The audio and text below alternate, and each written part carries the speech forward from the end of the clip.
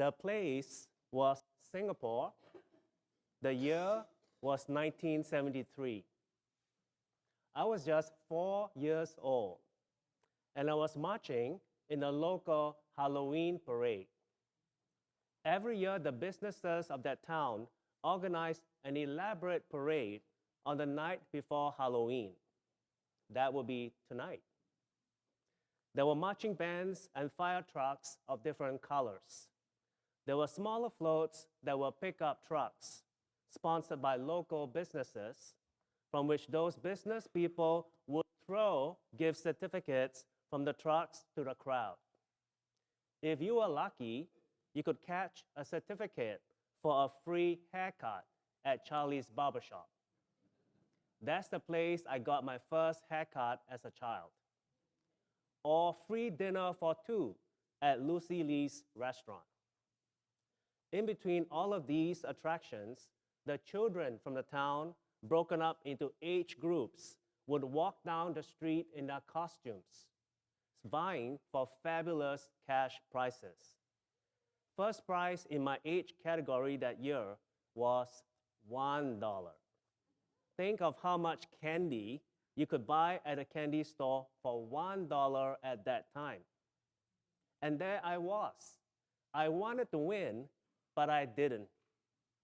My parents dressed me up as Abraham Lincoln. They found a stovepipe hat that was almost as tall as I was. And as I walked down the street, I thought it was miles long. I later asked, the parade was exactly 2 blocks long. And they put the youngest children, like myself, up in the front. And then our parents would retrieve us, and they will go back to the sidewalk so that we can watch the rest of the parade with our families. But that's where it got complicated. Because the crowd was so large, there were lots of people pressed onto that small sidewalk. There were several rows of people from the curb to the back. We were in the back, and everyone was standing, of course. Some of the people in front of us were still in their costumes. They were older, and they haven't even walked the parade yet. And for a while, I was standing there with mom and dad and sis, and right in front of me was a man dressed in his costume. He was Foghorn Leghorn. Do you remember that? That's the rooster in the cartoon. His tail feathers kept hitting me on the face, and I couldn't see a thing. So I said to my dad, I can't see the parade. Eventually, Dad picked me up in my Abe Lincoln costumes and put me on his shoulders. And it was like what they would say in Aladdin, a whole new world. It was a whole new world up there because now I could see. I could see everything. I could see fire trucks in green, yellow, and red. I could see a man coming down the street riding a real horse dressed like Buffalo Bob. Remember him from the Howdy Doody show? And there was someone dressed like Superman. Then there were 4 teenagers dressed like the Beatles, but I didn't even know who the Beatles were at that time. Then there came a woman dressed in my favorite childhood snack, the Oreo cookie. I was thrilled up on my dad's shoulders because finally, I could see. And in today's gospel, Zacchaeus finally could see. Now, the first thing that we need to remember is that he wanted to see.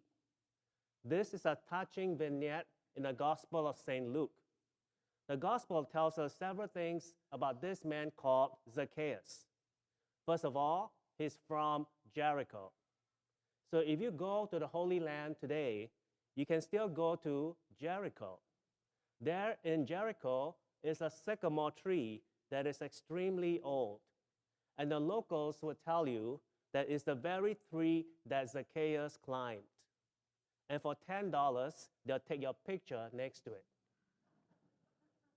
Then St. Luke tells us that he is a tax collector. Not just any tax collector, but the chief tax collector, which means, according to his Jewish neighbors, that he's a no-good, rotten, low-life collaborator. What do I mean? Because he is a Jewish man collecting taxes from the Jewish people to pay the Romans who were occupying Israel. And he's always pocketing a little for himself. And Luke tells us that Zacchaeus was a wealthy man.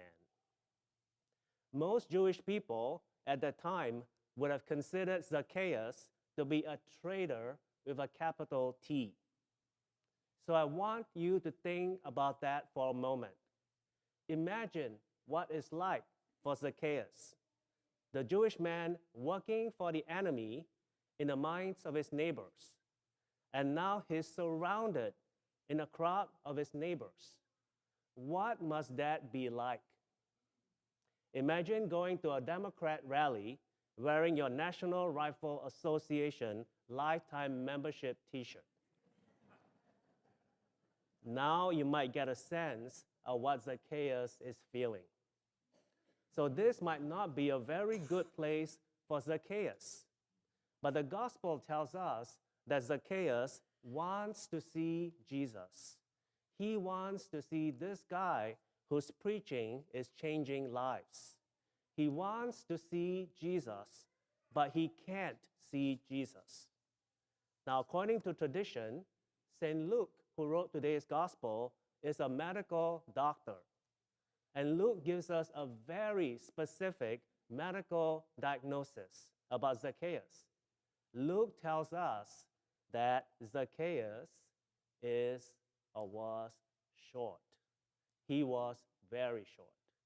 And now nobody in the crowd is going to pick him up so that he can see Jesus. They might pick him up so that they can drop him accidentally. But they're not going to pick him up so that he can see Jesus. So what does Zacchaeus do?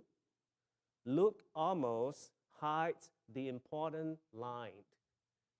Zacchaeus runs ahead of the crowd and he climbs the sycamore tree. And I think that's crucial because if Zacchaeus had stayed in the crowd, he probably wouldn't have seen Jesus. There are too many people around him and he was too short. So what is St. Luke telling us? Well, Luke is telling us that if we stay in the middle of the crowd, all we see are people's backs and tail feathers. And have you ever been in a crowd where the crowd starts to move and you have no choice but to go along with the crowd? Have you ever been in that kind of crowd? The crowd starts going in one direction and you have to go along with it because that's what the crowd is doing. But Zacchaeus refuses to let the crowd keep him from seeing things clearly. He knows that he wants to see Jesus. So quite literally, Zacchaeus has to rise above the crowd. And once he gets above the crowd, Zacchaeus sees Jesus clearly and he sees himself clearly. He said, "Lord, I am a sinner. I need to change. I give half of my possessions to the poor, and I will make restitution if I have cheated anybody." Zacchaeus has seen all of this because he refused to stay stuck in the crowd where he couldn't see Jesus and where he couldn't see himself. Which brings me to today's homiletic question. Dear friends, what crowds are you stuck in? What crowds are you stuck in? What crowds are you in that are keeping you from seeing Christ clearly and seeing yourself clearly? What crowds have you gotten yourself sucked into? A crowd that's telling you where to go, when to go, what to think, or how to see the world? Have you been pulled into any crowds that are keeping you from seeing Jesus? For instance, we have a midterm election coming up in a few days. My question is, what is the crowd telling you to do?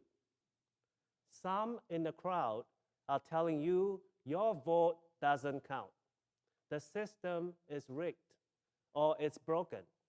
Therefore, don't bother voting. Or perhaps you have been pulled into some of these crowds on the left and the right who have decided that the politics of personal attack is much more important than the great questions confronting our country. And perhaps if we are honest, what we are seeing is that our political affiliation is doing more to shape our decisions than the gospel. I think that could be a problem. Like Zacchaeus, we have to rise above the clamoring crowds. We have got to look for Jesus and ask, how is Jesus leading the decisions we all have to make on election day? How will Jesus inform our convictions? We have got to rise above the crowd. We have got to look at Jesus honestly and look at ourselves honestly.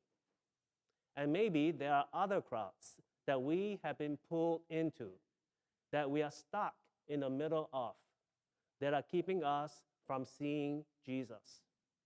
Sometimes the people around us keep us from seeing Jesus. Why are we still in that crowd? Sometimes the crowd keeps us focused on doing things that we shouldn't do.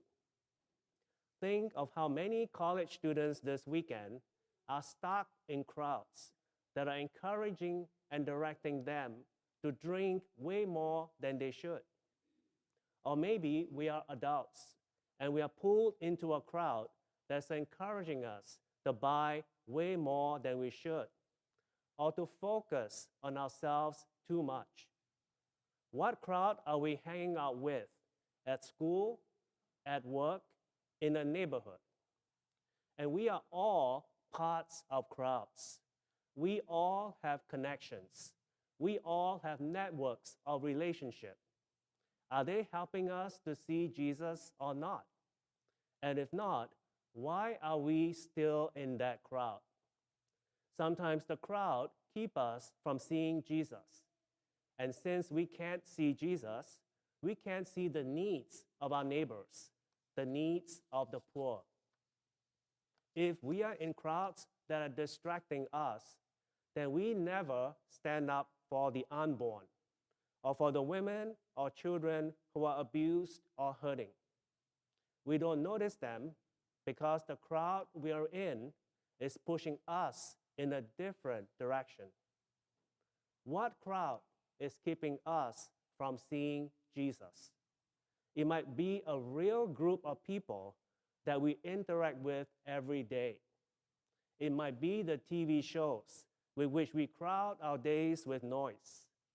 Or it might be that online group. We all have friends that send us lots of emails about politics before breakfast. Maybe the crowd that we're in is the sinful voices that we hear in our own hearts. Friends, if we are going to see Jesus, if we are going to serve Jesus, then one way or another, we have to rise above the crowd. How do we do that? How do we rise above the crowd? Prayer. Prayer will help us rise above the crowd. A daily interaction with the Bible will help us see Jesus more clearly. Coming to Mass, not just on Sundays, but even in the middle of the week, can help us listen better and to see Jesus better. Come to confession if we need to. come to an adult formation program in a parish. Feed the poor, feed the hungry, visit the sick, spend time with the lonely.